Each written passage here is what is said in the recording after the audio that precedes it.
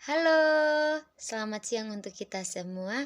Bertemu lagi bersama saya, Indah Lestari. Pada video kali ini, saya lakukan untuk memenuhi ujian tengah semester Psikologi Perkembangan dengan judul Metode Penelitian Psikologi Perkembangan. Penelitian eksploratif merupakan kegiatan dalam melakukan suatu pengamatan yang mendalam tentang suatu pengetahuan yang sebelumnya belum pernah ada. Penelitian eksplanatori merupakan suatu penelitian yang memberikan wawasan yang mendalam tentang suatu objek tertentu, yang memberikan banyak kesempatan bagi peneliti untuk mempelajari hal-hal baru dan mempertanyakan hal-hal baru. Penelitian deskriptif merupakan penelitian yang menjelaskan tentang fenomena yang terjadi dalam sebuah penelitian.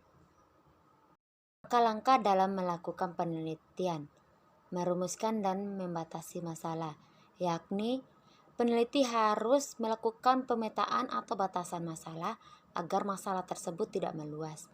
Melakukan studi pustaka, yakni peneliti harus mencari sumber-sumber atau teori-teori yang dapat mendasari penelitian tersebut. Merumuskan hipotesis, yakni hal-hal yang pokok atau inti dibuat dalam bentuk pertanyaan. Menentukan desain dan metode penelitian, yakni langkah-langkah untuk melakukan penelitian serta metode apa yang akan dipakai dalam sebuah penelitian. Mengumpulkan data, setiap gejala atau fenomena yang terjadi dalam penelitian semuanya itu harus ditulis. Menganalisis data dan penyajian data, menampilkan data yang didapat baik berupa tabel maupun grafik, apakah mengalami perubahan atau tidak. Dan yang terakhir, membuat kesimpulan dan saran. Observasi, pengumpulan data yang dilakukan dengan mengamati secara langsung hal-hal yang ingin diteliti atau melalui percobaan. Tes psikologi, suatu tes untuk memperoleh informasi tentang berbagai aspek dalam tingkah laku dan kehidupan batin seseorang dengan menggunakan pengukuran yang menghasilkan suatu deskriptif kuantitatif tentang aspek yang diteliti. Pemberian angket atau kuesioner, teknik pengumpulan data yang dilakukan dengan cara memberikan beberapa pertanyaan atau pernyataan kepada lawan atau responden untuk dijawab.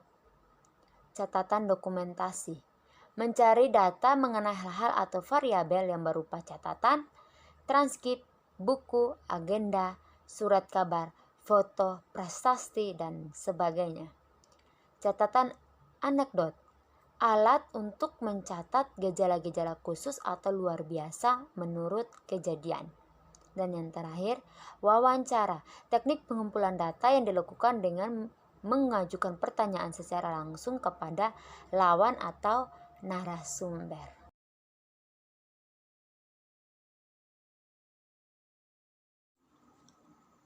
Studi kasus. Studi kasus merupakan suatu penelitian yang mendalam tentang individu, suatu kelompok, satu organisasi, satu program kegiatan, dan sebagainya dalam waktu tertentu. Contoh, peran orang tua dalam menghilangkan rasa canggung anak usia dini, yang ditulis oleh Sifau Adima dalam Jurnal Pendidikan Anak. Kedua, studi etnografi. Studi etnografi merupakan studi yang mendalam tentang perilaku yang terjadi secara alami di sebuah budaya atau sebuah kelompok sosial tertentu untuk memahami sebuah budaya tertentu dari sisi pandang pelakunya. Contoh, studi etnografi perilaku sosial anak yang ditulis oleh Siti Kurniaisi. Studi korelasional. Studi ini merupakan studi non-eksperimental di mana peneliti mengukur dua variabel dan menilai hubungannya secara statistik, yaitu korelasi di antara subjek dengan jumlah terbatas.